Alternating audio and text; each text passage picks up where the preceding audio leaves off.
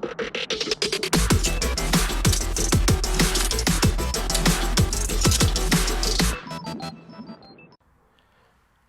my friends, Asoka the Geek here, and for this review, we're going to take a look at the new McFarlane Toys DC Multiverse McFarlane Collector Edition Captain Carrot. Here he is. And guys, first of all, huge thanks to the fine folks at McFarlane Toys for sending me Captain Carrot for review. Now honestly, before I saw this figure, Captain Carrot, cool, he's really obscure, fun character. But I wasn't like jonesing for a, figure of him. But man, I gotta tell you, having this guy in hand, he is phenomenal. And you'll see him out of the package in a minute here. But he comes with 2 extra sets of hands, trading card, lovely DC base. This is a collector edition figure, so it is going to cost a couple of extra bucks. But to me, this is like what the collector edition should be.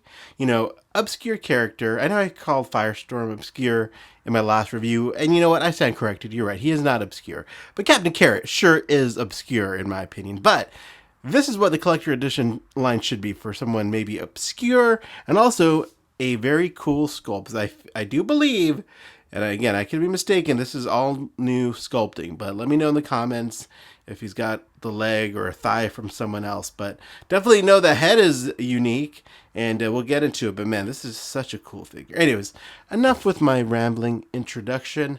Let's go ahead and get Captain Carrot out of the packaging and take a closer look. Alright my friends, so there is Captain Carrot outside of the packaging. So he does come with, again, the 2 sets of extra hands, even a thumbs up hand, which is nice. And then there is the trading card. Shine a little bit more light there. There you go. Wow, look at that. Here's the bio on the back.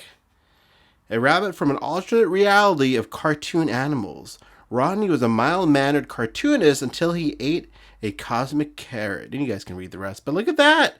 There is the origin of Captain Carrot. Pretty creative, I gotta say. And this is based on his appearance in Justice League Incarnate, which I actually read the first couple of issues, but I really loved the art.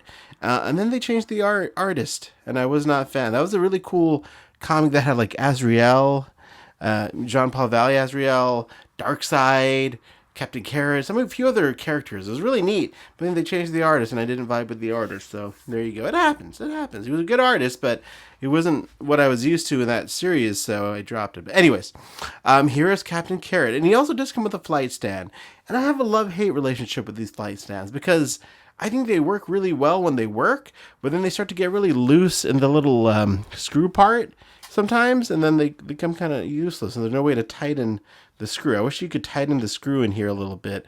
That'd be really awesome. Other than that, I think it's a solid flight stand. So anyways, there it is. But listen, here's the main event.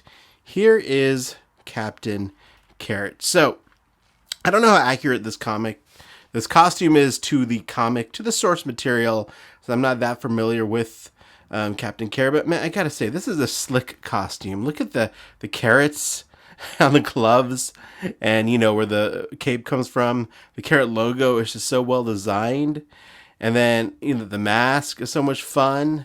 And look at the texture on the cape and on the suit. Look at this little bunny tail.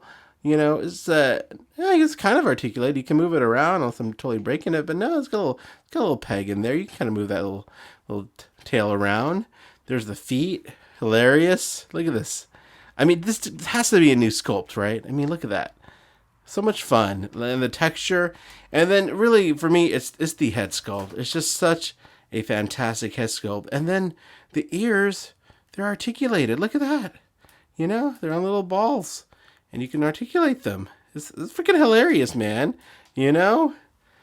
Oh, such a cool figure. I mean, again, I wasn't that thrilled about Captain Carrot. But, man, this is such a well-done figure.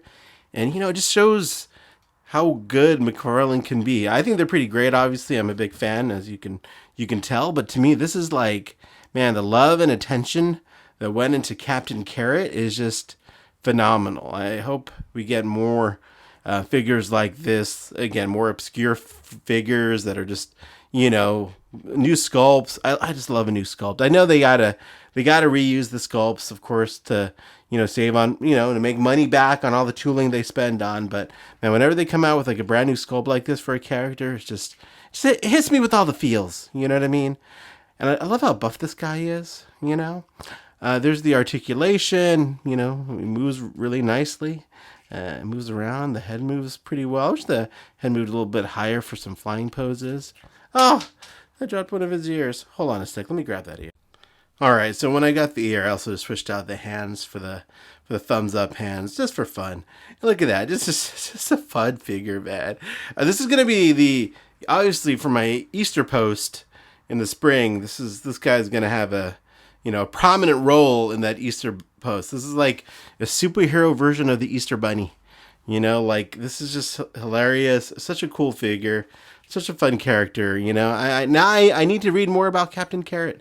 I think he also shows up in Multiversity from Grant Morrison, which I have here, and I haven't read in a long time, and I gotta reread it, especially for Captain Carrot, unless I'm just totally remembering that wrong. But there he is, guys. So yeah, a fantastic figure. Really, really lovely figure. I really have no drawbacks. The paint is so nicely done. Like, look at the paint, the purple in the ears, the nose, the fur.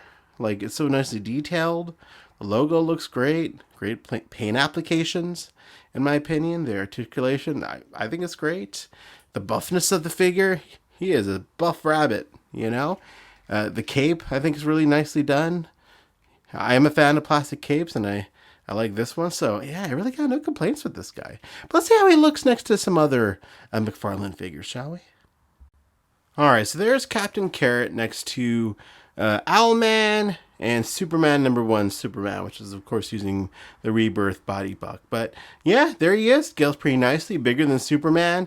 Not as tall as Owlman. But, for as far as the big rabbit goes, I think he fits in very nicely with your other McFarlane figures. And he's just going to really brighten up the display.